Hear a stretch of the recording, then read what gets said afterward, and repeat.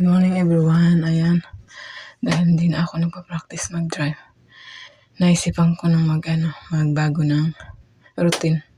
Kaya ayan, pagising ko ng umaga, nag-decide ako na mag-jogging at saka walking para mampabawas ng aking timbang. Medyo mabigat na yung aking timbang.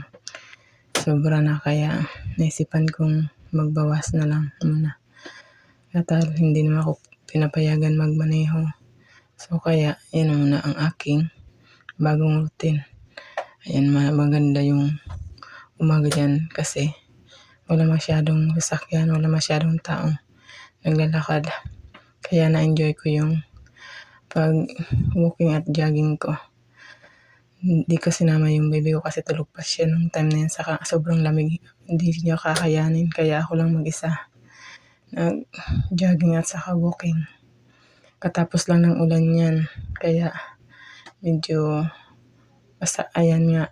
Patapos ko mag-jogging yan, nag-exercise na. Yung anak ko pasaway, laging dumadaan sa aking singit pag ako'y nagaganyan. Tuwing nagaganyan ako, dasali rin talaga siya, dadaan talaga siya sa singit ko.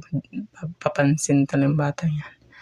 Ayan nga, lahat na ginawa ko para mabawasan ako ng timbang.